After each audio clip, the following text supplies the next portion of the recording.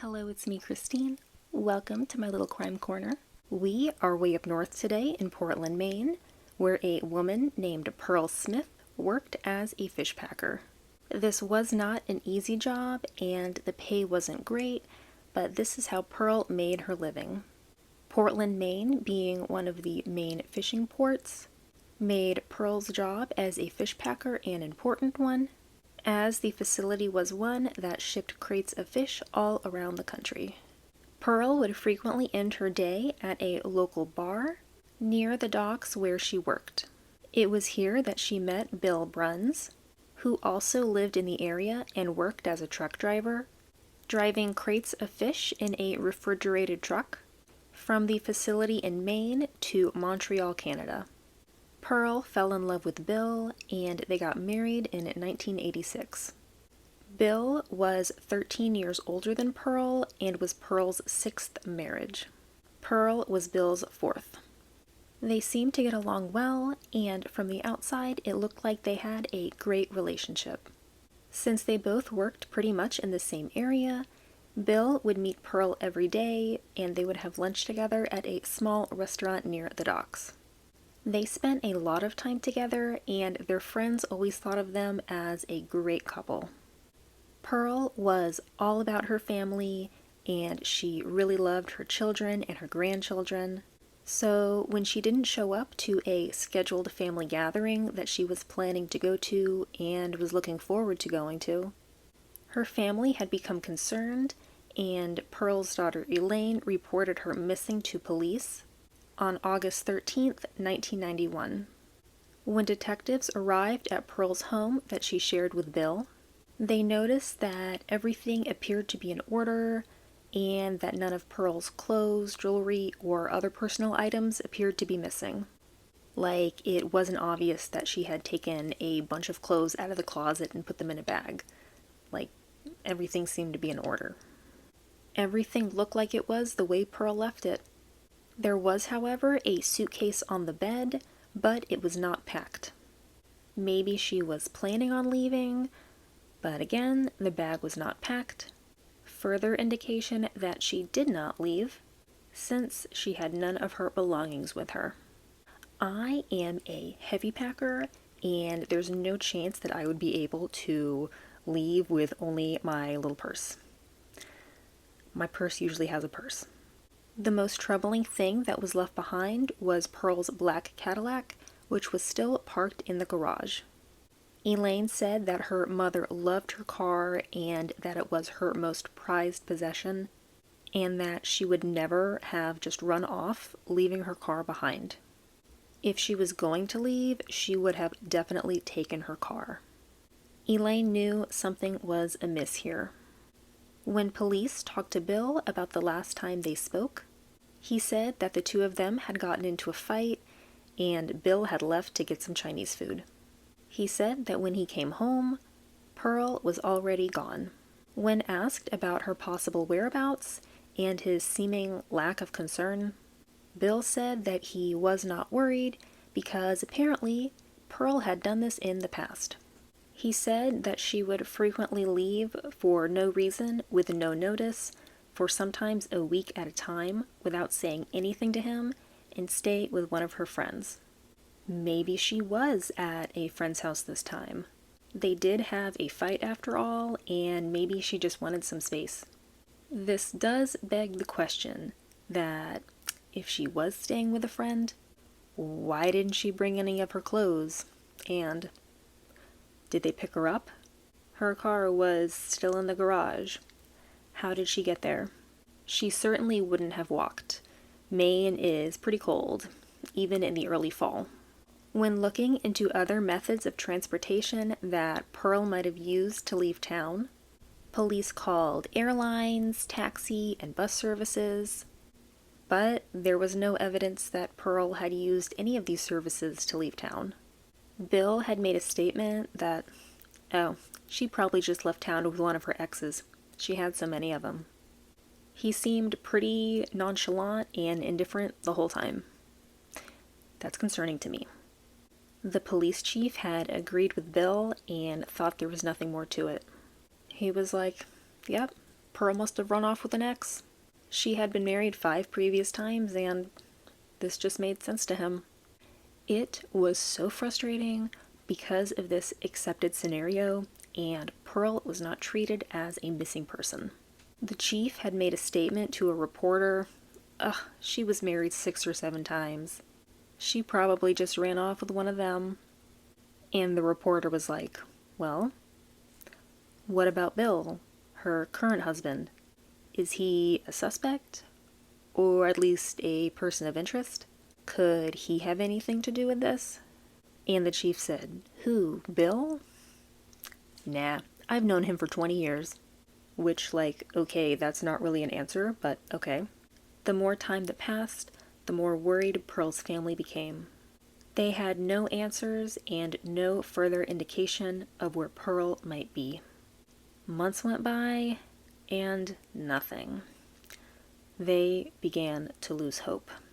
Police were searching at this point, but with no real persons of interest, not even her husband Bill, since he was pretty much dismissed right off the bat, and he himself never actually filed the missing persons report.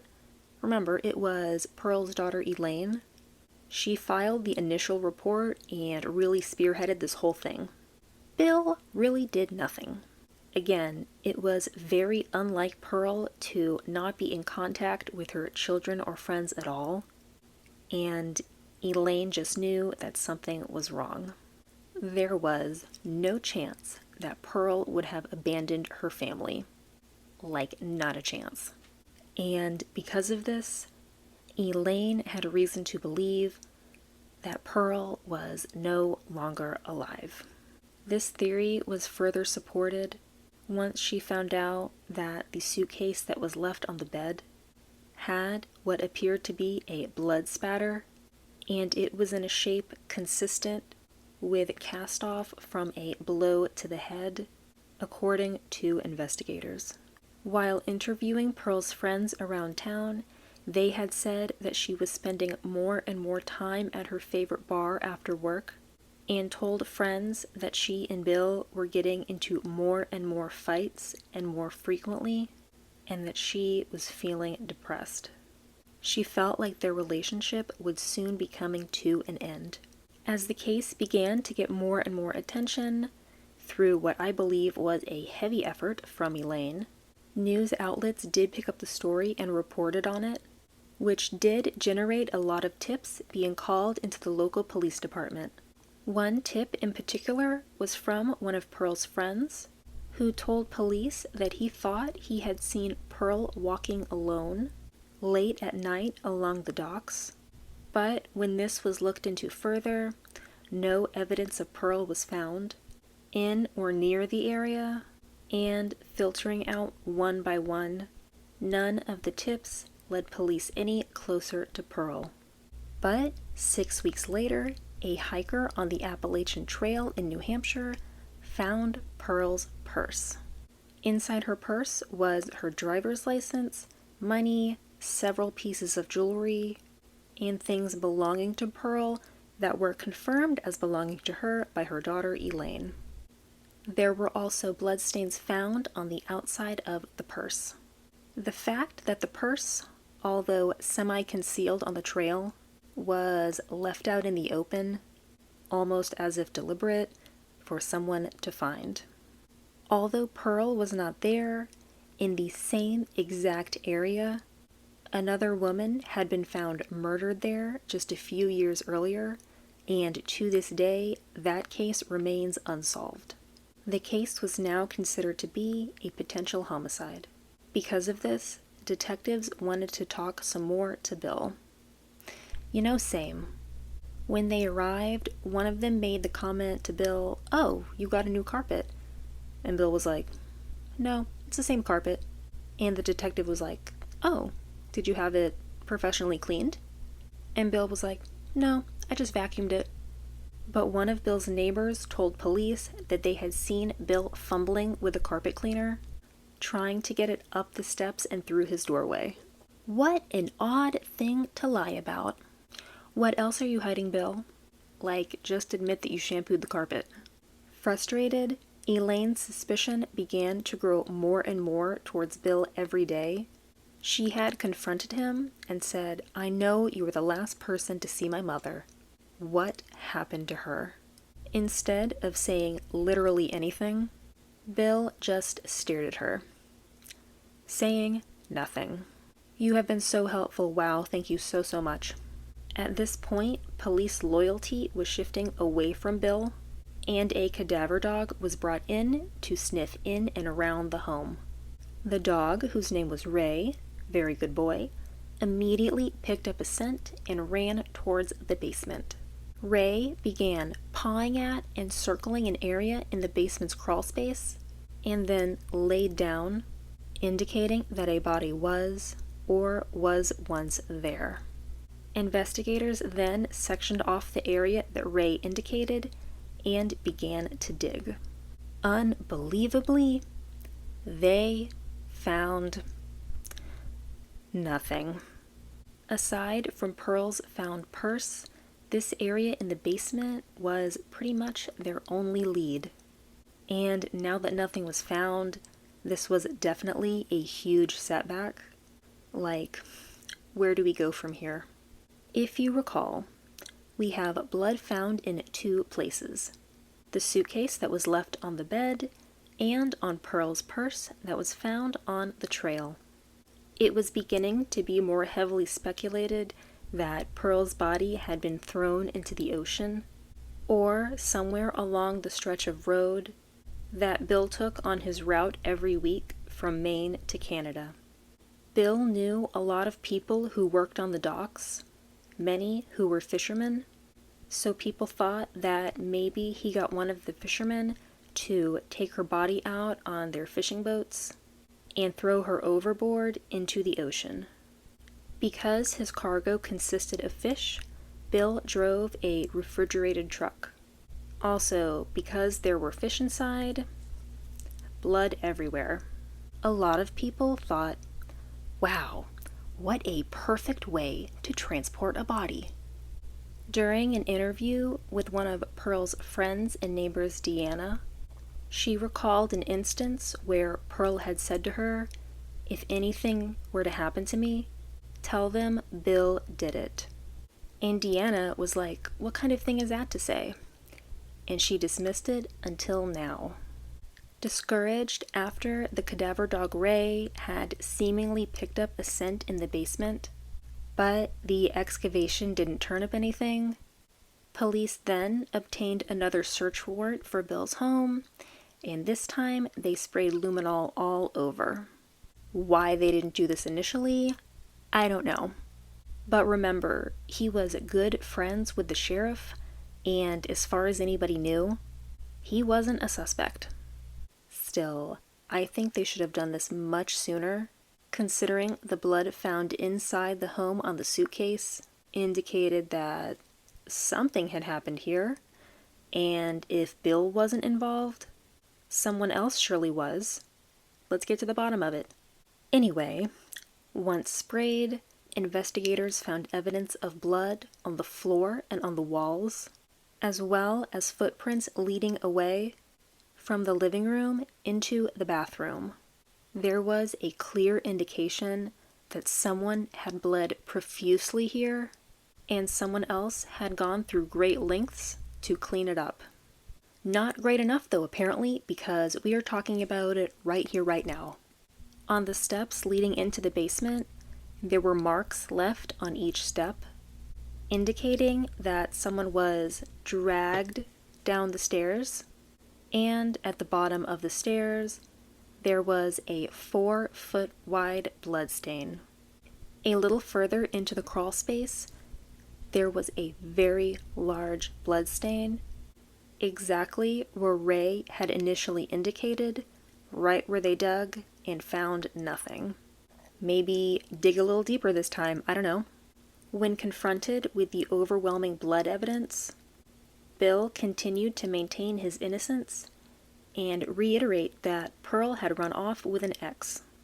When a detective asked him who he would suspect at this point after finding all these blood spots, he said probably the husband.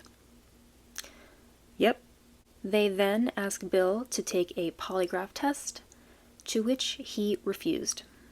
Because no body was found, they really couldn't charge Bill or do anything further.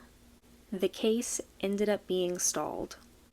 The police were convinced that something sinister had happened in that basement, but again, with no body, they really had nothing. That is until 9 months later. Detectives gained access to ground-penetrating radar, which is super cool technology that is used to detect activity or disturbances underground without digging. This is how they found the remaining Romanovs, Anastasia and Alexei, or Maria and Alexei, depending on conflicting accounts. We'll be talking about that soon. Let's get back to Pearl. 13 months after Pearl had gone missing, the entire basement was surveyed with the radar. Ground-penetrating radar is primarily used to detect metals underground and doesn't have the easiest time finding a human, as humans are primarily water and fatty tissue, but it is definitely possible, and as minor as it may be, will be indicated as a disturbance in the ground. Normally, this type of material would absorb the radar waves, but they were able to get evidence of something bouncing off the radar just 3 feet underground. Let's get digging. They started digging just as Bill had returned home from work.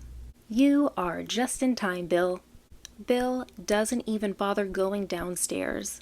He takes off his shoes and then proceeds to the kitchen, where he heats up some spaghetti, then goes and sits at the kitchen table to eat it. Meanwhile, excavators dig just a few feet and come across a plastic bag. Under the bag was Pearl's head. They were able to carefully dig out the area around Pearl to find her badly decomposed body, still wrapped in plastic, secured with rope and tape. The smell of decomposition was overwhelming. The police then went upstairs to tell Bill that he was under arrest. And Bill said, "Why?"